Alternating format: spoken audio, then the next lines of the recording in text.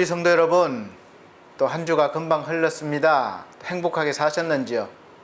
환경과 여러 가지 경제적인 여건 속에서 늘 주와 함께 하시면 마음에 기쁨이 또 감사가 넘칠 것입니다. 막연한 것이 아니라 확실한 그런 증거가 됩니다.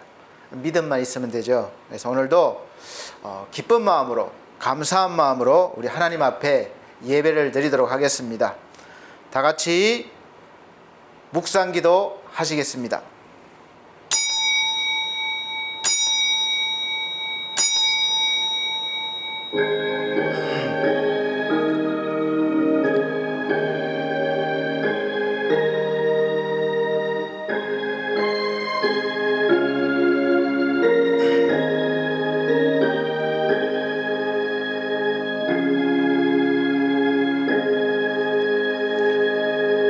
형제들아 기뻐하라. 온전케 되며 위로를 받으며 마음을 같이하며 평안할지어다. 또 사랑과 평강의 하나님이 너희와 함께 계시리라. 거룩하게 입맞춤으로 서로 문안하라. 모든 성도가 너희에게 문안하느니라. 주 예수 그리스도의 은혜와 하나님의 사랑과 성령의 교통하심이 너희 무리와 함께 있을지어다. 아멘. 다 같이 힘차게 31장 찬송 드립니다. 찬송가 31장, 새 찬송가는 67장입니다.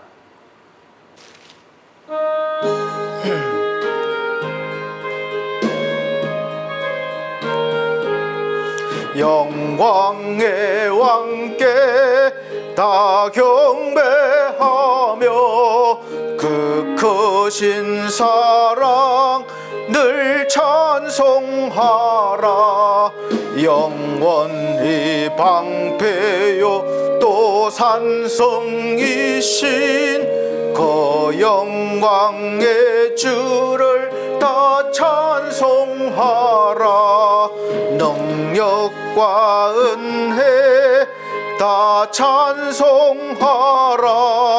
그 옷은 햇빛 그 집은 궁창 큰 우레소리로 주 노하시고 폭풍의 날개로 주 달리신다. 저 아름답고 놀라운 일이 그득한 이 땅 다 주의 조화. 그 힘찬 명령에 더 잡히나니 저 푸른 바다는 옷자락이라. 질그릇같이 연약한 인생 주 의지하여 늘 강건하리. 창조주 보호자 또 오래 거저 그 자비 영원히 변함없어라.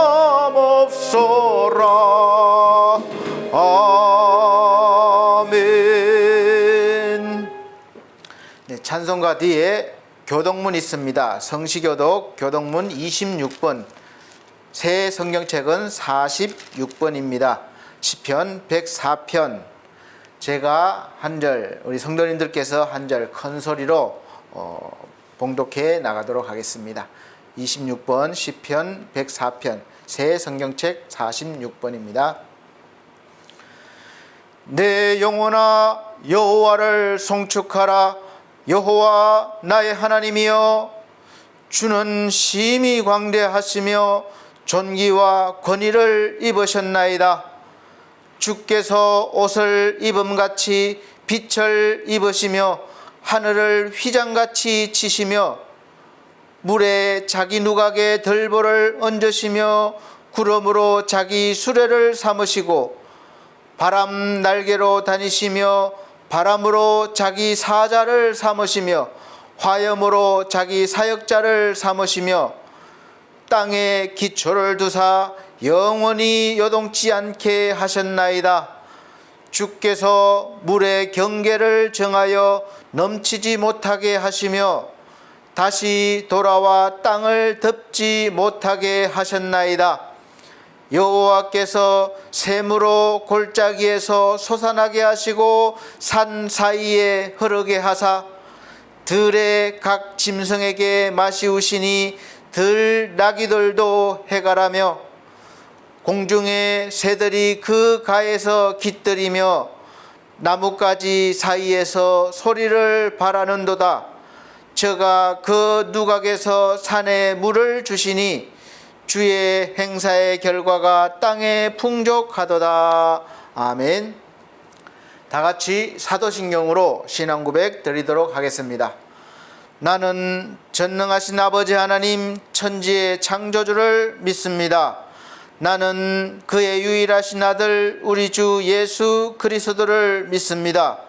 그는 성령으로 잉태되어 동정녀 마리아에게 나시고 본디오 빌라도에게 고난을 받아 십자가에 못 박혀 죽으시고 장사된 지 사흘 만에 죽은 자 가운데서 다시 살아나셨으며 하늘에 오르시어 전능하신 아버지 하나님 우편에 앉아 계시다가 거기로부터 살아있는 자와 죽은 자를 심판하러 오십니다.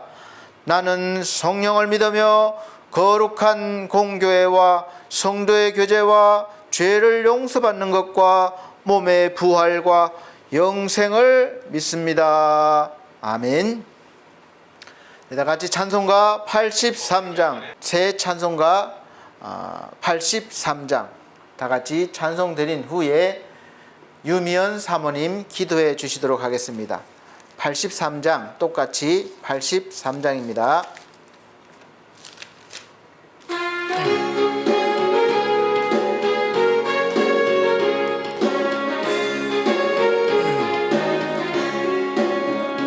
나의 맘에 수심 구름 가득하게 덮이고 슬픈 눈물 속절없이 흐를 때 인자하고 부드러운 음성으로 불어사 나를 위로하리 누가 있을까. 주 예수 주 예수 주 예수밖에 누가 있으랴. 슬픈 낙심될 때에 내 친구 되시는 구주 예수밖에 다시 없도다. 무거운 짐 등에 지고 인생길을 가는 자 힘이 없어 쓰러지려 할 때에 능력 있는 팔을 펴서 나의 손을 붙들어 나를 구해주리 누가 있을까. 주 예수 주 예수 주 예수밖에 누가 있으랴. 슬퍼 낙심될 때에 내 친구 되시는 구주 예수밖에 다시 없도다. 지은 죄를 돌아보니 부끄럽고 괴로워 자나깨나 맘에 화평 없을 때 주한 죄인 용납하여 품에 안아주시고 깨끗함만 주시리가 누굴까. 주 예수 주 예수 주 예수밖에 누가 있으랴.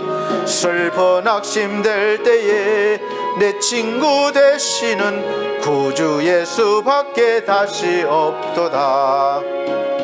요단강을 건너가서 시온성을 향할 때 나와 항상 동행하리 누굴까. 두려움의 검은 구름 모두 헤쳐버리고 나의 갈 길 인도하리 누굴까. 주 예수 주 예수 주 예수밖에 누가 있으랴. 슬퍼 낙심될 때에 내 친구 되시는 구주 예수밖에 다시 없도다. 아멘. 예배를 위해서 유미연 사모님 기도해 주시겠습니다. 다 같이 기도하시겠습니다. 하늘에 계신 하나님 아버지, 우리가 궁핍하고 헐벗고 끝없는 절망 앞에 놓였을 때 먼저 찾아오셔서 일으키사 먹이시고 입히심을 감사합니다. 오늘도 주의 은혜가 아니면 살아갈 수 없는 존재이오니 주여 저희를 불쌍히 여기사 오늘도 하나님 앞으로 하나님 이름으로 말미암아 힘을 얻고 살아가게 하옵소서. 하나님만이 복의 근원이시며 하나님께 가까이 함이 내게 큰 복임을 고백합니다. 그러나 이 현실 속에서 팬데믹 가운데 하나님을 바라보는 것이 아니라 하나님이 아닌 다른 것을 의지할 때가 있습니다. 남루한 옷과 고단한 몸으로 황량한 가운데 있더라도 하나님 한 분만이 있다면 행복한 사람이라고 하신 그 말씀을 우리의 기억 속에 평생토록 새겨 주옵소서. 몸된 교회와 속한 성도들의 마음과 생각이 마지막 때까지 주님을 붙드는 삶, 믿음의 삶을 살아갈 수 있도록 진리의 말씀을 의지하며 살아갈 수 있는 반석교회 성도들이 다 되게 하옵소서. 하나님을 알아가는 지혜를 주옵소서. 오늘도 단위에 세우신 권두용 목사님 세우셨으니 생명의 말씀 전하실 때에 우리의 영혼에 단비와 생명이 되게 하시고 양약이 되어서 선한 영향력을 끼치는 말씀을 듣는 저희가 새롭게 변화받으며 교우들이 되게 하옵소서. 우리 목사님 영육간건하게 하시고 건강하게 하옵소서. 말씀의 영분별력과 성령의 충만함을 주시고 또한 여러 모양으로 돕는 일꾼들도 붙여 주시옵소서. 그리하여 또 하나님이 기뻐하시는 귀한 사역을 감당할 수 있도록 인도하여 주실 줄 믿습니다. 이 시간도 우리와 동행하시는 예수 그리스도 이름으로 간절히 기도하옵나이다. 아멘.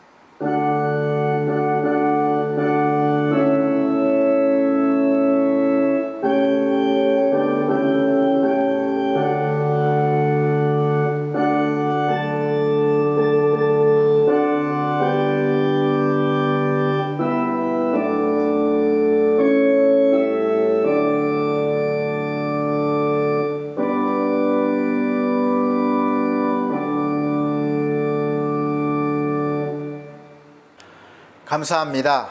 오늘 하나님께서 우리에게 주시는 하늘의 양식은 구약성경 신명기 1장입니다. 신명기 1장 29절로부터 33절 말씀입니다. 구약성경 신명기 1장 29절로 33절 말씀 제가 천천히 봉독해 드리도록 하겠습니다. 성경책이 없으신 분들은 자막을 보시면 되겠습니다. 내가 너희에게 말하기를 그들을 무서워 말라 두려워하지 말라. 너희 앞서 행하시는 너희 하나님 여호와께서 애굽에서 너희를 위하여 너희 목전에서 모든 일을 행하신 것 같이 이제도 너희를 위하여 싸우실 것이며 광야에서도 너희가 당하였거니와 사람이 자기 아들을 안음같이 너희 하나님 여호와께서 너희의 행로 중에 너희를 안으사 이곳까지 이르게 하셨느니라 하나 이 일에 너희가 너희 하나님 여호와를 믿지 아니하였도다. 그는 너희 앞서 행하시며 장막 칠 곳을 찾으시고 밤에는 불로 낮에는 구름으로 너희의 행할 길을 지시하신 자니라. 아멘. 사랑하는 성도 여러분, 한 주간 평안하셨습니까?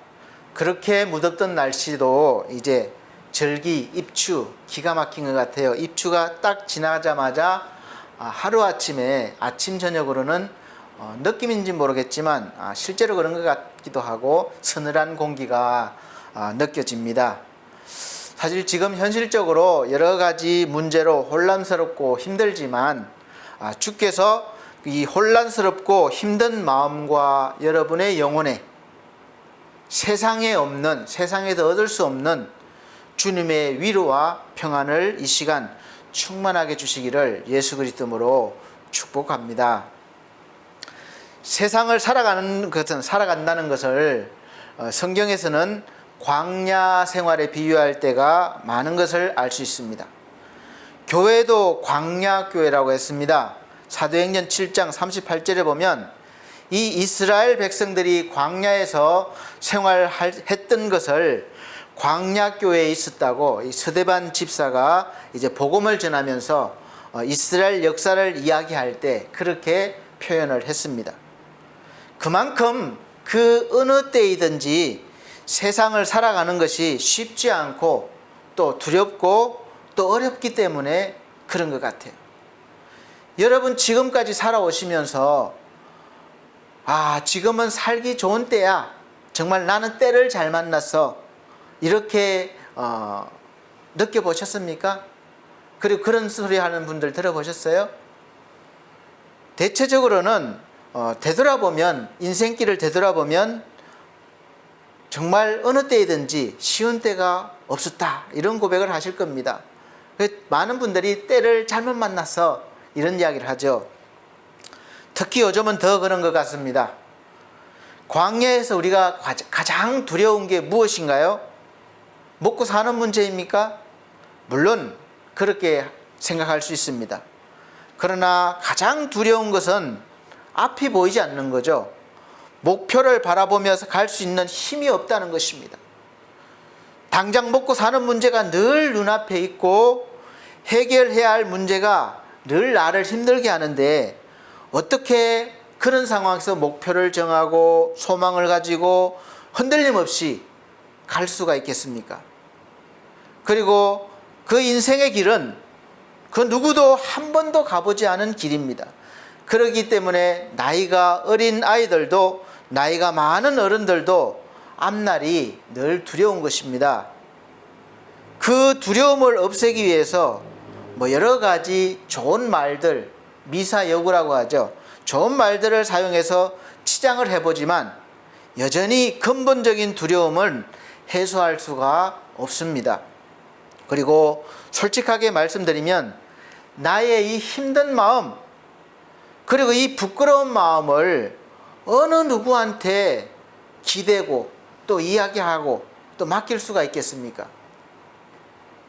참 죄송하지만 그래도 믿고 상담할 수 있는 사람이 목사님들인데 많은 성도들이 목사님을 믿고 상담을 했는데 그 상담한 내용을 다른 사람에게 말해서 다른 사람을 통해서 들었어요. 그래서 너무나 실망하고 상처를 받았다는 것입니다. 그래서 실족한 분들도 많고 교회를 떠난 분들도 많이 있는 것을 볼 수가 있습니다. 그래서 저도 목사의 한 사람으로서 정말 죄송스럽게 하고 또 같은 목사직에 종사하는 사람으로서 조심하고 또 죄송스럽게 생각하고 용서를 대신 구합니다. 저도 또 그랬던 적이 있을지도 몰라요. 그래서 저 때문에 혹시라도 상처받으신 분들이 있으면 용서해 주시길 바랍니다. 목사도 사람이다 보니까 가끔은 실수도 할 때가 있습니다. 그래서 저도 상당히 조심을 한다고 합니다. 그래서 제 가족들, 같은 가족이라도 이야기하지 말라고 하거나 이야기할 게 안 되면 저는 제 아내한테도 또 그 누구한테도 이야기를 안 해요. 섭섭하게 생각할지 모르지만 이야기를 안 해야 될 것은 그렇게 저만 알고 있습니다. 그런 훈련은 목사가 돼서 또 훈련이 된 것 같아요. 저한테 이런저런 이유로 마음에 있는 힘든 부분을 이야기하시면서 꼭 부탁하는 말이 있습니다. 목사님, 다른 사람한테는 절대 이야기하지 마세요. 이런 말을 듣습니다. 그럴 때는 정말 미안한 마음이 들어요. 그러니까 또 하나님께 죄송합니다. 세상 누구보다도 믿고 따를 수 있는 사람이 목사라는 이 성직을 가진 사람인데 언제부터 이렇게 성도들에게 신뢰가 깨지고 이렇게 됐을까 한번 생각하면 마음이 아픕니다. 하나님께서는 목사를 통해서 하나님의 살아계심과 인도하심을 나타내시는 부분이 많으신데 이렇게 신뢰가 깨진 상태에서 어떻게 하나님의 말씀이 전해지고 또 하나님께서 역사하실 수가 있겠습니까? 벌써 마음을 닫아버린 이 사람에게는 정말 어려운 일이 되는 거예요. 하나님도 강제로 이렇게 마음을 열지 않습니다. 먼저 마음을 열어야 되는 거예요. 그래서 이렇게 힘든 세상에서 그래도 믿을 만한 그 누군가가 먼저 그 인생의 길의 정답을 알려주고 힘든 길이든 힘들지 않은 길이든 앞서서 가준다면, 그리고 따라가는 사람을 격려해주고 도와준다면 그 한 번도 가지 않은 인생길이지만 비교적 그래도 안심이 되고 또 평안하게 따라갈 수 있을 것입니다. 여기에서 주어지는 조건은 딱 하나, 먼저 앞서가는 믿을 만한 그 사람만 보고 따라가야 한다는 것입니다. 그렇다면 우리 성도 여러분들은 지금까지 살아오시면서 정말 그런 사람 만나보셨습니까? 또 그런 사람이 지금 옆에 계신가요? 아마 제가 확신하건대 없어질 것입니다. 잘 생각해 보세요. 가장 가까운 부모 자식도 서로 완전히 믿지 못합니다. 특히 돈 문제가 있으면 더 그래요. 그래서 돈 문제 때문에 부모 자식 간에 소송도 하고 또 마음 상하고 관계를 끊고 보지 않는 경우도 많고, 형제 간 사이도 그렇고 또 친분 있는 사이도 한순간에 그렇게 되는 것을 많이 봤습니다. 무촌이라는 그렇게 가까운 부부 사이도 돈 때문에 사이가 멀어지고 또 마음을 상할 때가 많이 있습니다. 그런데 누구를 믿고 누구를 따르겠습니까? 그런데 말입니다, 우리 그리스도인들은 그런 분이 계십니다. 얼마나 감사합니까?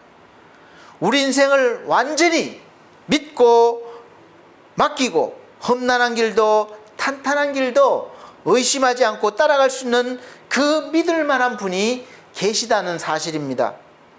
여러분이 완전히 신뢰하시든지 아니면 아주 조금 신뢰하시든지 상관없이 이분은 언제나 옳은 길로 앞서가시며 따라가는 우리를, 나를 때로는 격려해 주시고 또 안아주시고 위로해 주시고 힘을 주시는 분이십니다. 그분이 누구인지 오늘 예배를 드리고 계신 분들은 다 알고 계실 거예요. 제가 말씀을 안 드려도 다 짐작하시고 아시고 계십니다.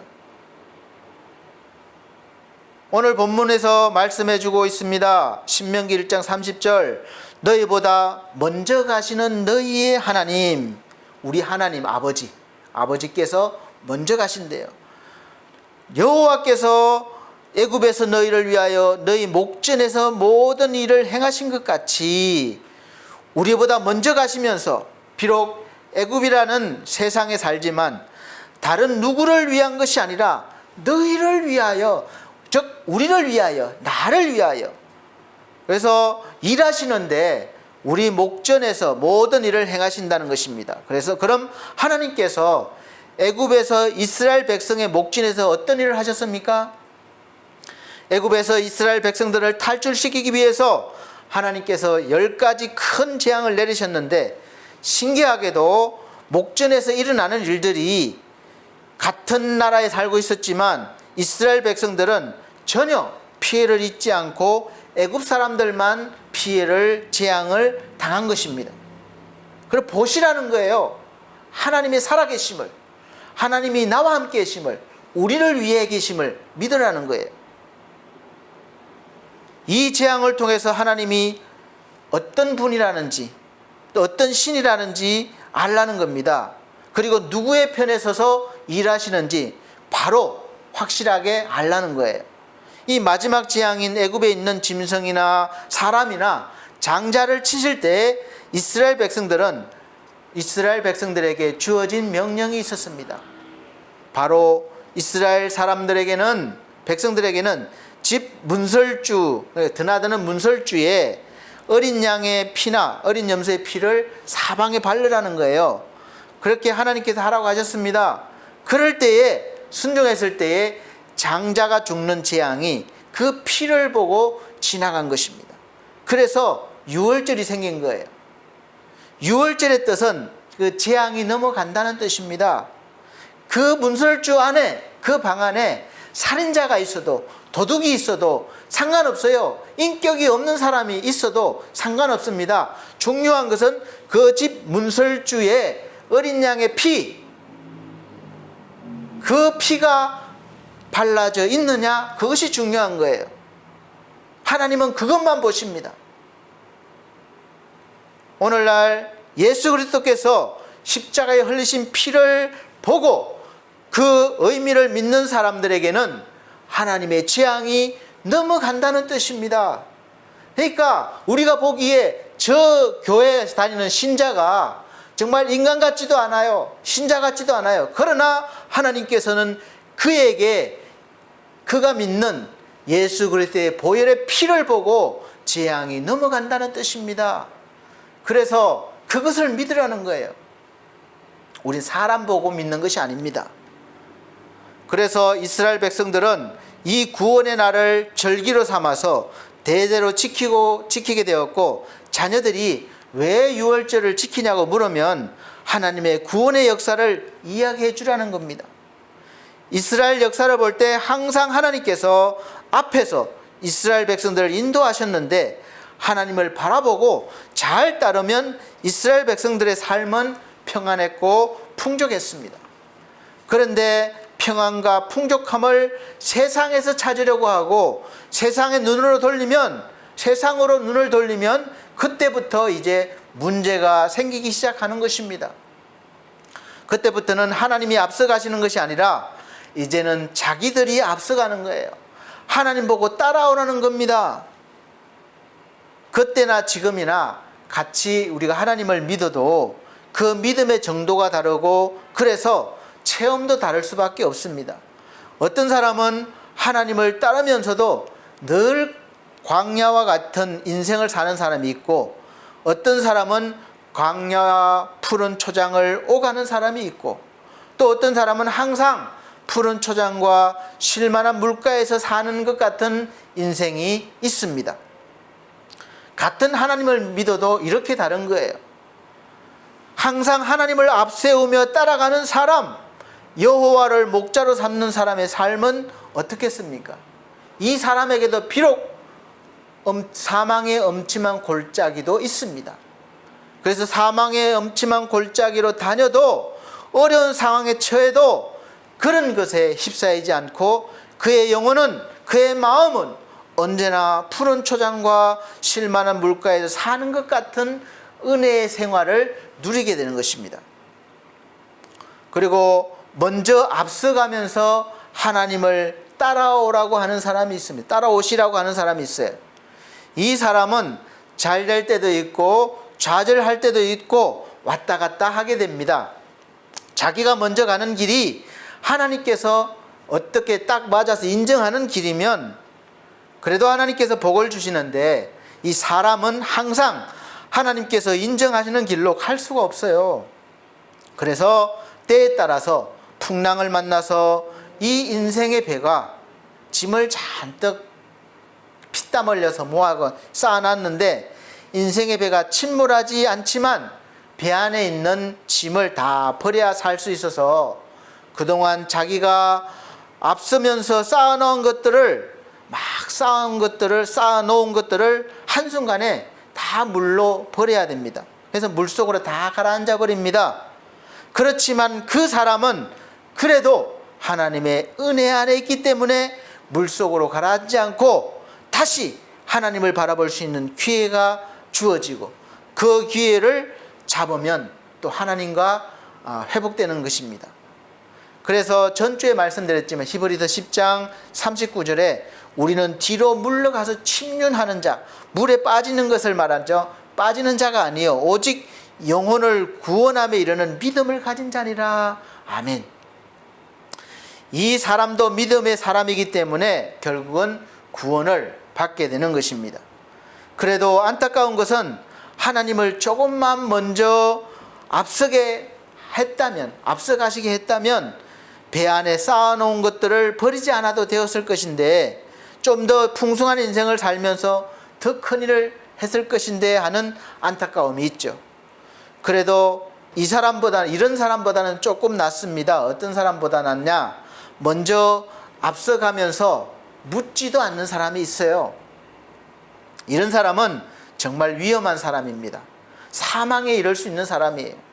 말로는 하나님을 믿는다고 하면서도 항상 자기 생각대로, 자기 고집대로, 자기 옳은 소견대로 살기 때문에 이 사람의 인생은 사사기 시대를 사는 것과 같습니다. 혼란스러운 거죠, 인생이.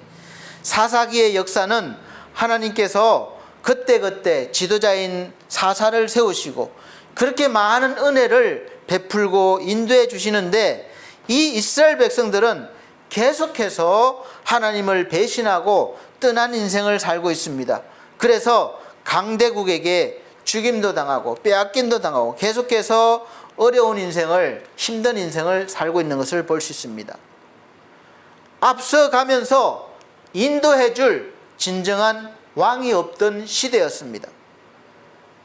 사실 우리가 아픈 것도, 병도 먼저 경험해 본 사람이 있고 그 이야기를 들으면 같은 증상이면 좀 안심이 됩니다. 이렇게 해서 낫습니다. 이런 소리를 들으면 아, 나도 저렇게 하면 낫겠구나 하는 소망이 생기고 안심이 되죠. 그런데 희귀병이 왜 두렵고 무섭습니까? 아무도 경험해 보지 않았거나 아주 극소수의 사람만이 경험해 봤기 때문에 이거는 도움받을, 조언을 얻을 데가 없는 거예요. 앞서서 치료받은 사람이 없으니까 두려운 것입니다. 그래서 병 이야기를 하면 이 사람 이야기 다르고 저 사람 이야기 다르고 다 의사처럼 말을 하지만 정작 도움이 안 되는 것입니다. 그래서 사사기 마지막 장에 보면 21장 25절 말씀 보면 그때에, 혼란스러울 때에, 왕이 없을 때에 이스라엘의 왕이 없으므로 사람이 각기 자기의 소견에 옳은 대로 행하였더라. 다 자기 옳은 대로 사는 거예요. 그러니까 혼란스럽죠. 질서가 없는 겁니다. 한 가정이나 어떤 단체나 모임이나 사회나 국가, 그리고 교회 안에서도, 교단에서도, 총회에서도 우리가 살아가는 모든 곳에서 먼저 앞서가면서 길을 밝혀주고 힘들 때, 어려울 때 위로해주고 격려해주고 도와주는 그런 믿을 만한 사람, 왕 같은 사람, 그런 진정한 리더자, 왕이 있다면 그 어떠한 어려움도 이겨낼 수 있을 것입니다. 이러한 지도자를 둔 국가는 복된 국가입니다. 이러한 지도자를 둔 사회는 복된 사회예요. 이러한 모임에서 리더를 두는 모임은 행복하고 복된 모임입니다. 그리고 가정도 마찬가지예요. 사랑하는 성도 여러분, 다 이런 리더자 되시기 바랍니다. 그래서 하나님께서 여러분을 부르신 거예요. 이 혼란스러운 세상, 어두운 세상에서 빛과 소금으로 밝히라는 것입니다. 사랑하는 성도 여러분에게는 그런 왕이 계십니까? 왕은 아니더라도 그런 사람이 있나요? 없다면 불행한 인생입니다. 모든 것을 자기 힘으로 헤쳐나가야 하기 때문에 그가 인생에서 져야 될 짐이 너무 무거운 거예요. 너무 외로운 거예요.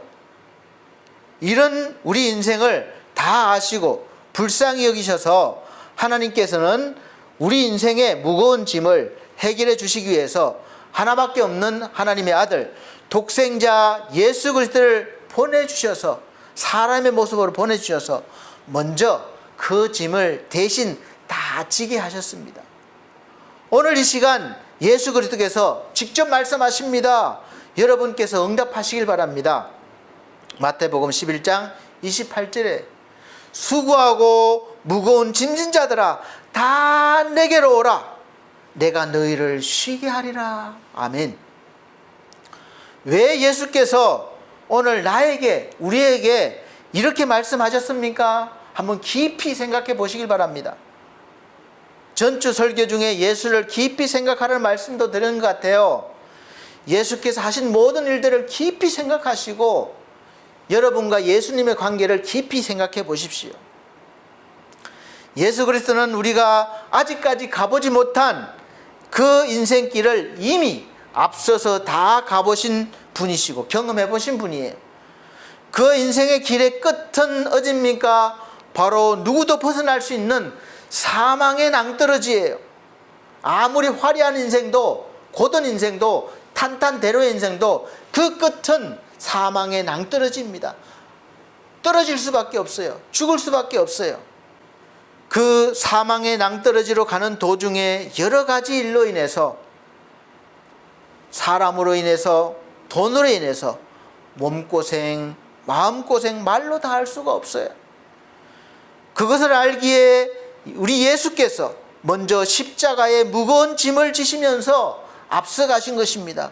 그리고 앞서가시면서 그냥 가신 것이 아니라 그 하루하루 삶의 무거운 짐, 십자가의 짐, 우리가 져야 될 그 십자가의 짐, 인생의 무거운 짐을 대신 다 지시고 그 사망의 낭떠러지까지 경험하신 거예요. 그리고 더 감사하고 놀라운 은혜는 그 무거운 짐을 지신 경험을 우리가 당하지 않도록 해주시겠다는 겁니다. 그 짐을 가볍게 해주시겠다는 거예요. 그래서 예수께서 나와서 그 방법을, 예수께 나와서 그 방법을 배우라는 겁니다. 잘 배우는 사람은 아무리 무거운 짐이라 할지라도, 무서운 풍랑이 덮쳐와도 가볍게 느껴지기 때문에 세상을 이기는 사람이 되는 것입니다. 그래서 똑같이 교회 생활을 해도 믿음의 성적이 다 다른 것입니다. 예수께서 말씀하십니다. 계속해서 나는 마음이 온유하고 겸손하니 나의 멍에를 메고 내게 배우라. 그러면 너희 마음에 쉼을 얻으리니 이는 내 멍에는 쉽고 내 짐은 가벼움이라 하시니라. 아멘. 이 말씀을 볼 때에 주님 것과 내 것을 바꾸라는 거예요. 그럼 어떻게 바꿀 수 있습니까? 바꿀 수 있는 방법을 아시는 분이 계십니까? 손 한번 들어보세요. 이렇게 바꾸면 됩니다. 40일 금식하면서 기도하면 바꿀 수 있습니까? 알 수 있나요? 이 방법을? 아니면 100일 동안 작정 기도하면 알 수 있습니까?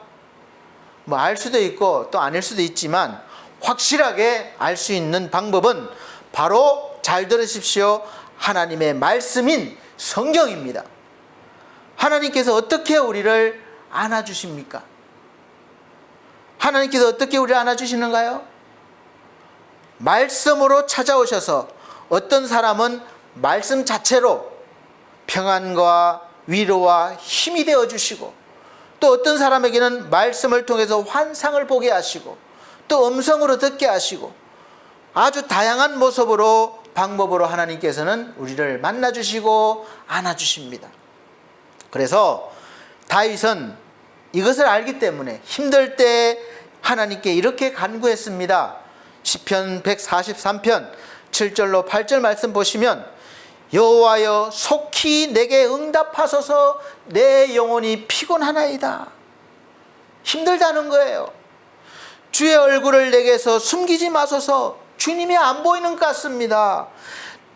내가 무덤에 내려가는 자 같을까 두려워하나이다. 죽을 것 같다는 거예요. 아침에 나로 주의 인자한 말씀을 듣게 하소서. 내가 주를 의뢰함이니이다. 나의 다닐 길을 알게 하소서. 내가 내 영혼을 주께 받음이니이다. 아멘. 아침에 나타나셔서 나에게 보여주세요가 아니라 아침에 나로 주의 인자한 말씀을 듣게 하소서. 말씀을 듣게 하소서. 여러분 지금 말씀을 듣고 계십니다. 하나님이 함께 하시는 거예요. 주의 말씀을 듣기를 원했습니다. 다윗은 근심과 고통 중에 하나님께서 말씀을 보내서 고쳐주시기도 하시고, 또 좁고 험한 길에서 건져주신다는 것을 알고 있었습니다. 믿었습니다.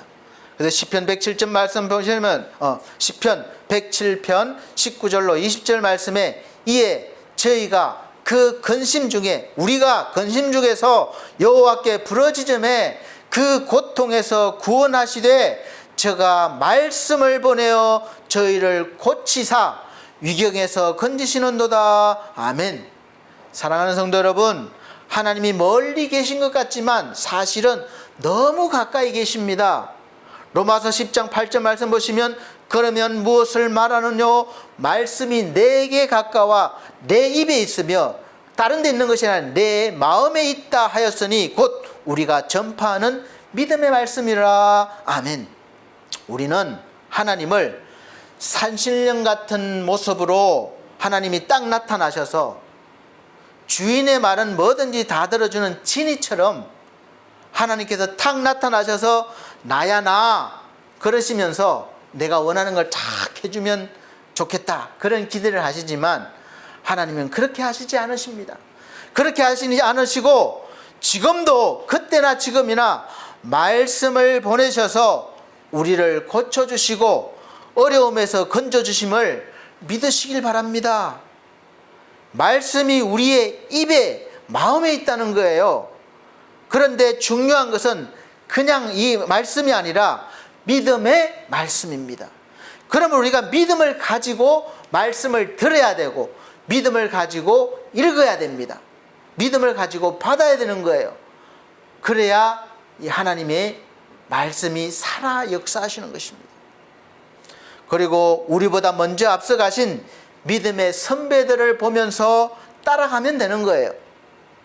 하나님께서 사도인 바울을 통해서 알려주셨습니다. 갈라디아서 2장 20절에 내가 그리스도와 함께 십자가에 못 박혔나니 그런즉 이제는 내가 산 것이 아니요 오직 내 안에 그리스도께서 사신 것이라. 이제 내가 육체 가운데 사는 것은 나를 사랑하사 나를 위하여 자기 몸을 버리신 하나님의 아들을 아들을 믿는 믿음 안에서 사는 것이라. 아멘. 예수 그리스도를 어떤 경로를 통해서든지 믿게 된 사람은 이제 내가 죽었다고 여기라는 겁니다. 내가 죽었고 이제 내가 산 것이 아니라 나를 통해서 예수께서 사시는 것으로 여기라는 겁니다. 자격 여부를 따지지 말고 그렇게 믿고 그렇게 여기라는 거예요. 그렇게 주장하라는 겁니다. 여기라는 것은 내가 직접 하지 않았지만 직접 한 것처럼 그렇게 당당하게 여기라는 거예요. 그래서 여전히 우리가 육체를 가지고 살지만 이제는 육으로만 살지 않고 믿음으로 사는 것입니다. 그래서 믿음이 없이는 우리가 하나님을 기쁘시게 하지 못합니다.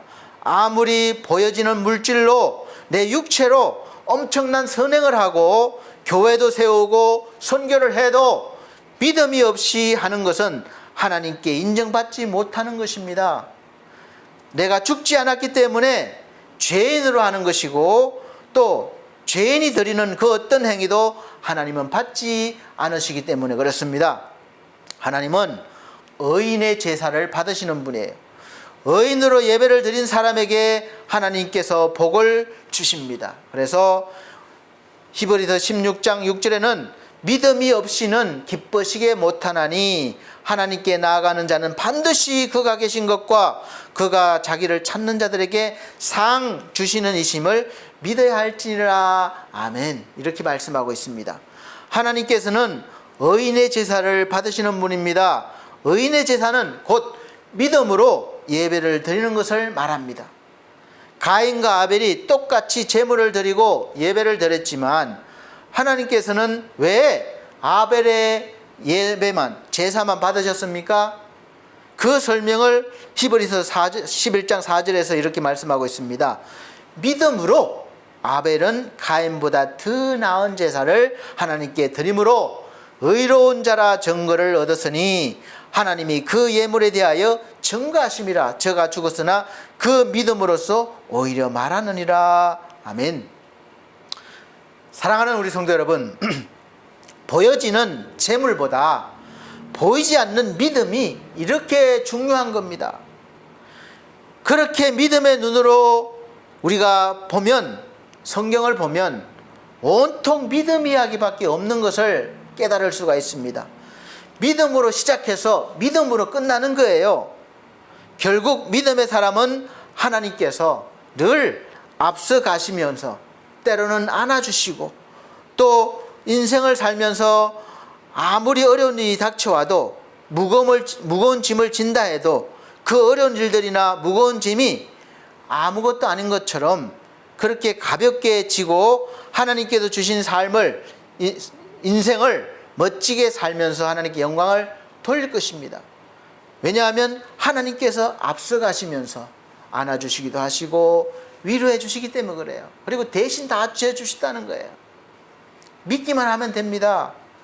사랑하는 성도 여러분, 이렇게 중요한 믿음을 어떻게 얻습니까? 믿음이 어떻게 생기는가요? 금식하면 됩니까? 작정기도하면 됩니까? 꽤 많은 분들이 이렇게 이야기합니다. 목사님, 저는 믿음이 없어요. 믿음이 안 생겨요. 어떻게 하면 믿음이 생깁니까? 왜 믿음이 생기지 않습니까? 그 이유를 어떻게 알 수 있어요? 그 이유는 바로 말씀을 멀리 하시기 때문이라고 저는 단언합니다. 왜냐하면 성경에서 그렇게 말씀하고 있기 때문에 그렇습니다. 로마서 10장 17절 말씀에 그러므로 믿음은 들음에서 나며, 들어야 된다는 거예요. 뭘 들어야 되느냐? 바로 들음은 그리스도의 말씀으로 말미암았느니라. 할렐루야. 분명히 말씀하셨습니다. 믿음은 들음에서 나고, 어떤 걸 듣느냐? 말씀을 들으라는 거예요. 그러므로 여러분, 설교를 잘 들으셔야 됩니다. 이 시간 자꾸 딴 생각하지 마세요. 다른 데 보지 마세요. 설교에, 목사님들의 말씀에 집중하시기 바랍니다. 잘 들으시고 또 말씀을 가까이 대하시기 바랍니다. 여러분 스스로가 성경 그냥 들고 다니지 마시고 읽고 묵상하시기 바랍니다. 그러면 믿음이 생겨요. 하나님이 주십니다. 그렇게 해보시기 바랍니다. 마리아와 마르다가 있었습니다. 똑같이 예수님 앞에 앉아 있어요. 똑같이 예수님을 사랑합니다. 그래서 예수님이 오셨는데 뭐라도 대접하고 싶은 거예요. 다 그렇지 않습니까? 그 마음은 똑같습니다. 그런데 먼저 해야 할 일이 있음을 보여주는 장면입니다. 마리아는 예수님 앞에 앉아서 말씀을 듣고 있고, 마르다는 예수님을 대접한다고 음식 만들기에 분주합니다. 똑같이 좋은 일이죠. 예수님께 하려는 마음이니까. 그래서 마르다가 일을 하다 보니까 신경질이 나는 거예요. 질투가 나는 거예요. 나는 열심히 일하고 있는데 마리아는 가만히 앉아서 말씀만 듣고 있는 겁니다. 그래서 예수님께 좀 투정을 부렸습니다. 예수님, 마리아한테 앉아있지만 말고 이 음식 좀 같이 만들라고 해주세요. 그러니까 예수께서 하신 말씀이, 마리아는 이 좋은 것을 빼앗기지 않을 것이다. 이렇게 말씀하셨습니다. 이 말씀은 예수님을 대접하지 말라는 게 아닙니다. 봉사를 하지 말라는 게 아니에요. 무엇이 중요한지 알고 그 중요한 것을 빼앗기지 말라는 것입니다. 우리가 말씀을 들어야 할 때가 있고, 말씀을 듣고 또 봉사해야 할 때가 있습니다. 그런데 말씀을 들어야 될 때 다른 거 하지 말라는 겁니다. 말씀을 들어야 된다는 거예요. 말씀을 잘 듣지 않으면서 다른 종교 행위를 아무리 해도 믿음이 생기지 않습니다. 생긴 것 같다가도 어느샌가 금방 사라져버리고 말아요. 누가 알아주지 않으면 섭섭하고 신경질 나고 하기 싫고 그렇게 됩니다. 그래서 결국은 가인과 같이 믿음이 없이 하나님께 예배를 드리게 되고 하나님께서 받지 않으시는 예배가 되는 것입니다. 코로나로 지금 교회에 모이지 못하게 되면서 말씀을 들을 기회가 많이 사라졌기 때문에, 특히 지금 이 시대에 우리가 믿음을 지키기가 정말 어려워졌다는 것을 우리 아시기 바랍니다. 경각심을 가져야 되는 거예요. 어떻게 우리가 믿음을 유지하고 믿음을 전하겠습니까? 사랑하는 성도 여러분, 우리가 정말 정신 차리고 깨달아야 됩니다. 그래서 정신 차리지 않으면 언제 어느 때에 여러분의 인생을 밝혀주는 이 말씀의 불, 믿음의 불이 꺼지고 여러분의 인생에 흑암이 찾아오고 혼돈이 찾아올지 모릅니다. 말씀을 받고 기도하는 사람에게 하나님께서는 영적인 권능을 더하여 주셔서 세상에서도 하나님을 볼 수 있게 밝혀줍니다. 눈을 열어주십니다. 그래서 저와 여러분은 세상에 눈에 보이는 것 중에 의지할 게 많고 또 좋아 보여도 하나님의 말씀에 더 집중하시고 또 기도하고 찬양 드릴 수 있으시길 바랍니다. 세상의 것 좋아 보이고 나를 지켜줄 것 같아도 우리 그 유혹을 물리치시고 하나님의 말씀에, 하나님의 은혜에 집중하시길 바랍니다. 이 말씀을 듣고 기도하고 하나님께 찬양하고 하는 그 이 모든 것들이 함축되어 있는 것이 바로 예배입니다. 그래서 이 예배가 얼마나 중요한지 깨달으시길 바랍니다. 뭐 바쁜 일에서 한 주 빠져야 되겠다, 그런 생각 절대 하지 마세요. 한 주 빠지는 것, 인생에서 굉장히 엄청난 손해라는 것을 아시기 바랍니다. 사랑하는 성도 여러분, 하나님의 말씀 듣기를 바랍니다. 소망하시길 바랍니다. 가까이 대하시길 바랍니다. 그래서 믿음의 사람이 되셔서 하나님께 예배도 드리고 봉사와 헌신도 하시고 또 예물도 드리세요. 그러한 예배와 헌신과 예물을 하나님께서 기뻐 받아주시는 것입니다. 그래서 지금 이 순간부터 믿음의 문을 활짝 여시고 쏟아지는 믿음을 여러분 마음에, 영혼에 가득 넘치게 받으시고 돌아가실 수 있으시기를 예수 그리스도 이름으로 축복합니다.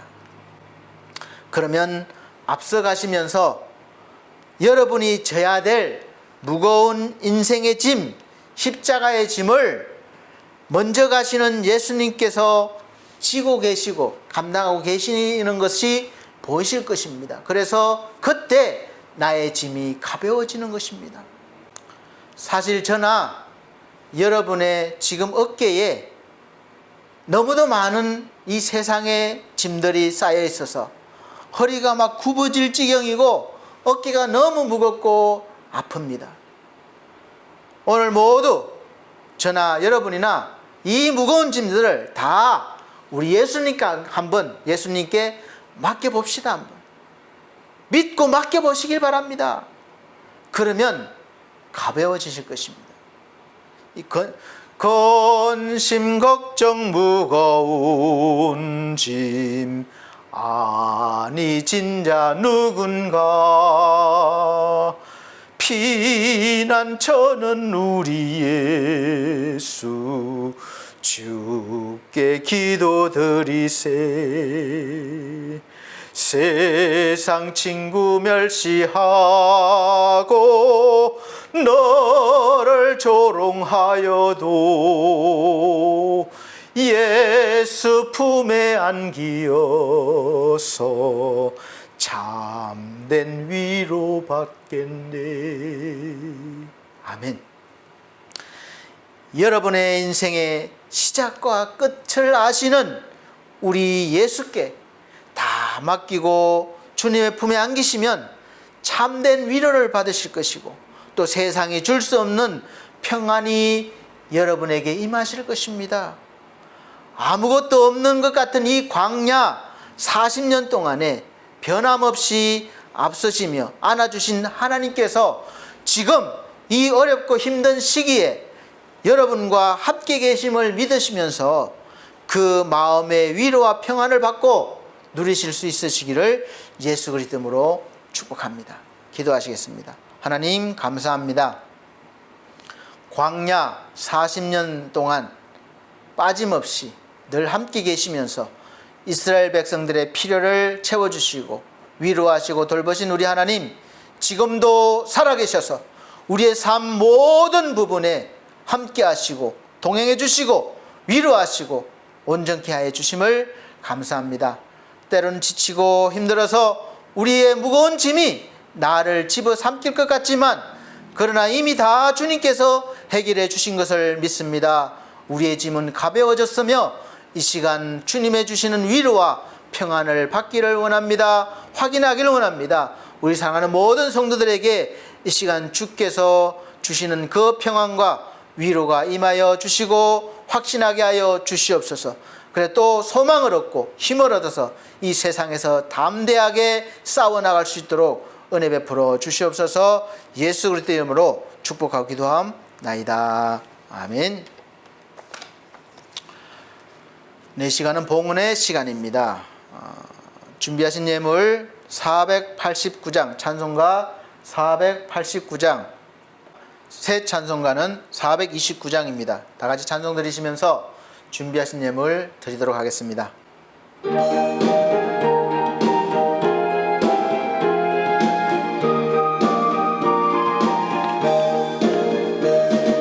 세상 모든 풍파너를 흔들어 약한 마음 낙심하게 될 때에 내려주신 주의 복을 세어라. 주의 크신 복을 내가 알리라. 받은 복을 세어 보아라. 크신 복을 내가 알리라. 받은 복을 세어 보아라. 주의 크신 복을 내가 알리라. 세상 근심 걱정 너를 누르고 십자가를 등에 지고 나갈 때 주가 내게 주신 복을 세어라. 두려움 없이 항상 찬송하리라.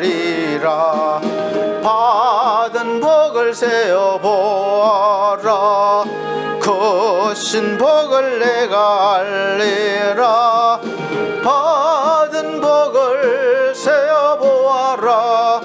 주의 크신 복을 내가 알리라. 세상 권세 너의 앞길 막을 때 주만 믿고 낙심하지 말아라. 천사들이 너를 보호하리니 염려 없이 앞만 보고 나가라. 받은 복을 세어 보아라. 크신 복을 내가 알리라. 받은 복을 세어 보아라. 주의 크신 복을 내가 알리라. 아멘. 네, 성실하고 땀 흘려 버신 귀한 11조 예물과 또 감사 예물 위해서 기도드리겠습니다. 또 마음으로 몸으로 헌신하신 분들을 위해서 기도드리도록 하겠습니다. 전주에 드린 예물 이렇게 자막으로 올려드리고 있습니다. 은혜로우신 우리 아버지 하나님, 우리에게 주신 모든 것 주님 것임을 고백드리며 11조 예물을 드립니다. 받아주시고 더 풍성한 생활로 하나님 앞에 더 큰 일을 감당하길 원합니다. 복의 복을 더하여 주시옵소서. 또한 감사 예물과 또 우리 하나님 선교 예물, 그리고 우리 귀한 몸으로 마음으로 헌신하고 있는 이들이 있습니다. 주님께서 일일이 기억하시고 이들의 모든 삶 속에 늘 동행해 주시며 앞서가시며 안아주시며 하나님의 크신 은혜 속에서 살아가게 하여 주시옵소서. 하늘의 복으로 땅의 복으로 풍성히 채워 주시옵소서. 예수 그리스도 이름으로 축복하고 기도하옵나이다. 아멘. 네, 감사합니다. 교회 위에 우리 교회 앞에 광고 말씀 드리겠습니다. 첫 번째는 우리 21년도 올해 벌써 중반 넘어갔죠. 교회 표현은 주와 동행입니다. 주와 동행하는 늘 그런 삶을 사시기를 바랍니다. 두 번째, 매주 주일 오전 11시에 영상으로 예배를 드리고 있습니다. 신령과 진정으로 드릴 수 있으시기를 바랍니다.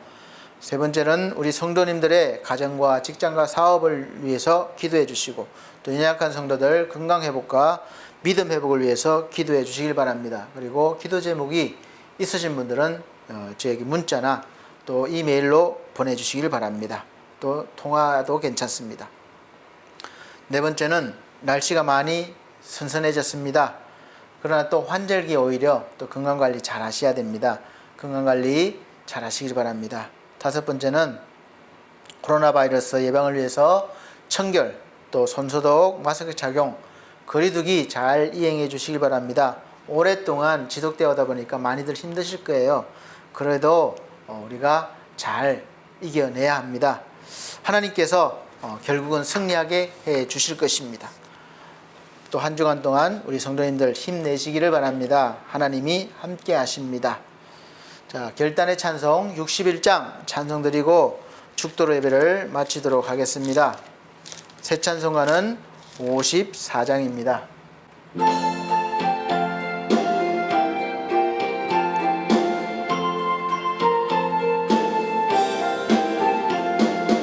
주여 복을 비옵나니 편히 가게 하시고 사람마다 주 은혜로 이기도록 하시고 광야 같은 세상에서 항상 인도하소서.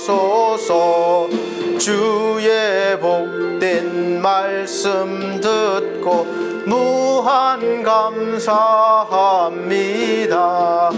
구원받은 주의 성도 열매 맺게 하시며 하나님이 우리 함께 항상 계시옵소서.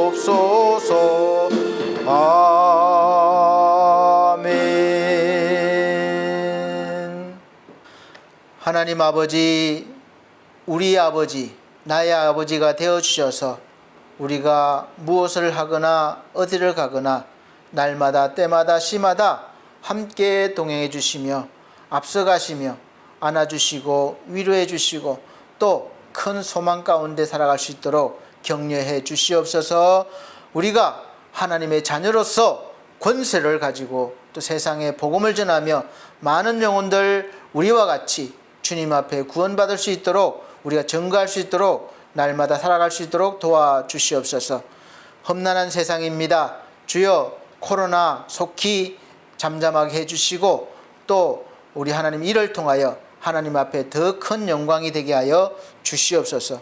우리 사랑하는 성도들 한 주간 살아갈 때 주의 도우심으로 큰 은혜 가운데 살아가게 하여 주시옵소서.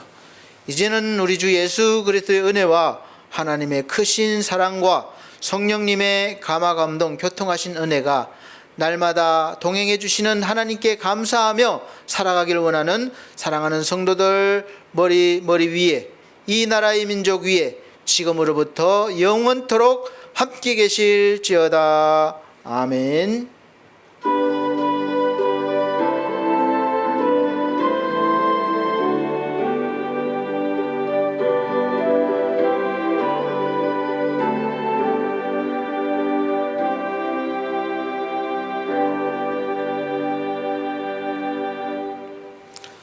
하나님께 영광 돌립니다.